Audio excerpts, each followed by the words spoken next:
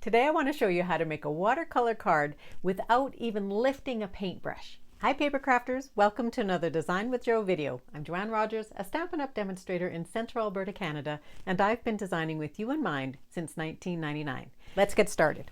We're going to use paper that's currently available as a gift from Stampin' Up! It's Celebration. It happens in January and February, and this is 2023, and these are beautiful papers, and there's all kinds of dainty flowers on here in beautiful colors. Even though this side is gorgeous, on the other side we have some patterns, and included are two pieces that are just full of watercolor designs. So that's what we're going to use today. So I've taken one and I've cut it to be 5.5 by 4.25. So it is the standard size for the front of a card. And we are going to stamp on this. So we're going to stamp using Dainty Delight, the stamp set that matches with this paper. And it also has a set of coordinating dies, and you can purchase these as a bundle right now. We're not going to be using the dies today, just the stamps. So I've pulled out this one right here, this big guy. And we are going to use our Stamparatus. So I've just pulled this off. It's not sitting there for any particular reason. And we're going to take our paper and we're just going to put it as far up as it can go. And what that does for me is then I know that it's straight. I'm going to place my flowers on top, and you can decide where you want this placement to be. I sort of like this blue down at the bottom. I'm going to pick this up with the plate. And I better put myself another magnet up there. Now I'm going to ink this up with Versamark. Now before I do that, what I want to do is I want to put a little bit of anti-static powder over here. It's not super important for the card we're making today, but it's great to get in the habit of using it. So currently you can get the Embossing Buddy, which is a little pouch full of anti-static powder, as part of our Embossing Editions toolkit. It comes with a little tray for your embossing as well as some tweezers. And so I had this in here. It's just a little tip for you. I had it in plastic, just wrapped around with an elastic on my Versamark. And it's a great way to keep your Embossing Buddy with your Versamark all the time. Okay, so you're just going to rub that right over top. And then you're going to take your Versamark and you're going to pat it all over your stamp and get yourself some pretty good coverage. It's going to be a little bit difficult to see when we stamp here because it's just clear ink. Now the best way to get a really even inking is to take a Kleenex or something that is smooth, because your hand will tend to sort of stop and start. It's not as smooth, so just rub it over top with something that is smooth. And then sort of take a peek and see if you can see that it is embossed or that it's inked up everywhere. Looks pretty good, but just to be sure, I'm going to ink it one more time. So give it a full inking again everywhere, just to be on the safe side.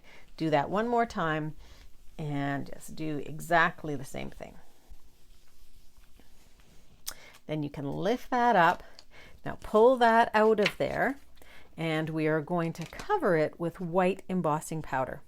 So I just use a little piece of paper, like a little shovel really, and then you're putting our white on top, and then you're going to pull in your embossing heat tool, and you're just going to heat that up. So now we have just a white on top of there. That's clear plastic. It dries really, really quickly, and it also loses its heat quickly, so you can touch it fairly soon.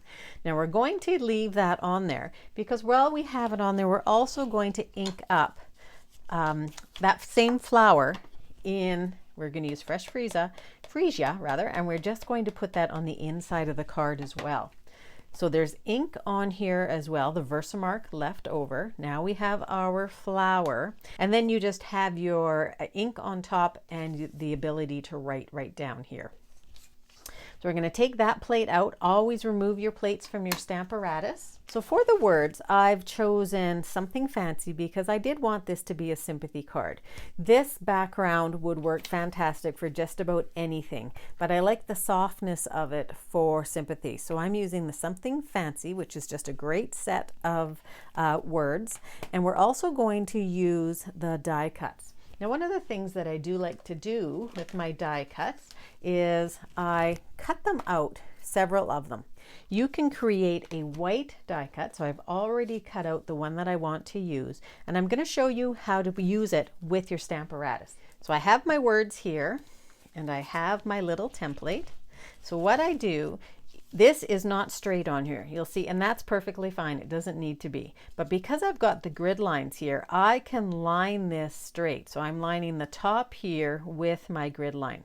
And when I do that, I'm going to get it so that I know that it's straight. Now I'm going to put a magnet on there and just one on there for now. We're going to move it. And then I'm also going to put my words on where I think they're going to be in the center. And then I'm going to pick those words up. I'm going to ink them up just a little bit. Here I'm going to use some of my rich raspberry. So ink that up and stamp it right through and onto your mat. So this foam mat is plastic and you can clean it up and just check for if it's fairly straight, and it actually is. So I'm looking at the width deepest because the ease, and I'm actually very, very straight.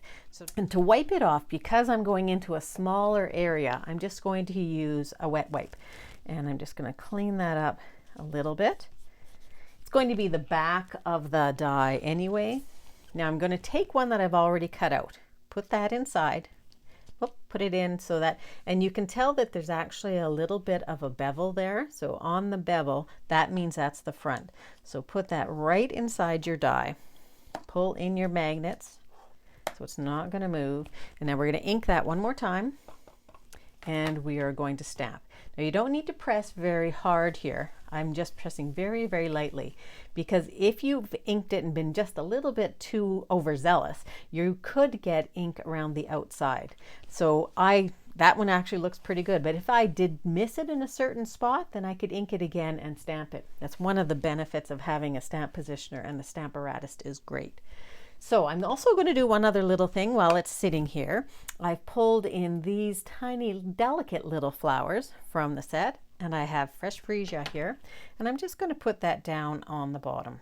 So just a little something there. It doesn't necessarily need to be in the middle or on the side or anything. And then we've created a very pretty tag, a label that can go on the card. And this shows you how you can nest them together. So this is everything that comes in those dies, and I love these little ones here that you can cut something out of. And this piece you can cut in half and make it look like ribbon. So this to me is a great bundle.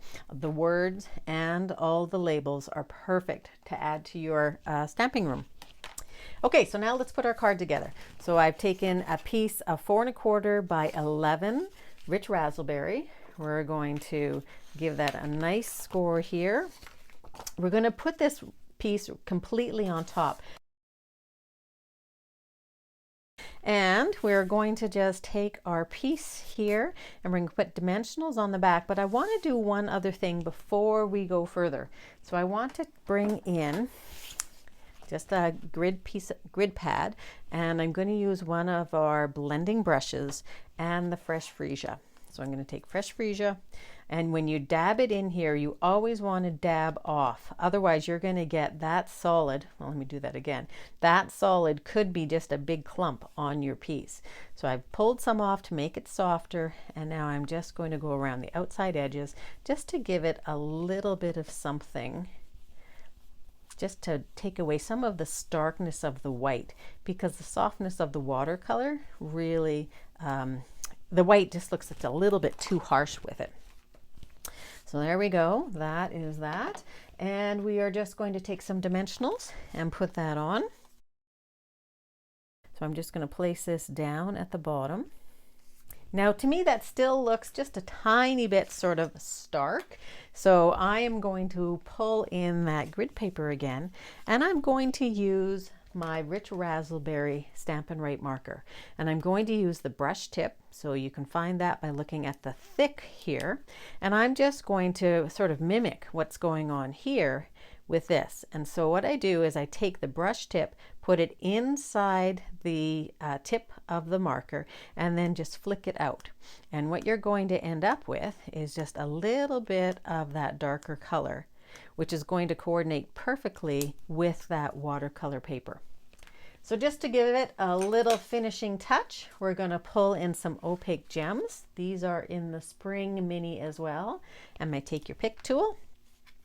And I think that perhaps the purple is just a little bit, well, the purple is maybe for sympathy, it's a little bit too bright. But I'm thinking that actually this pink might go quite nicely with it. I'm going to take one large one, one medium one, and then one small one sort of over at the top. No, I'm going to put it over here because that goes fairly well with the ink splatters too. So let's put this piece inside here. And you have a coordinated card very easily created.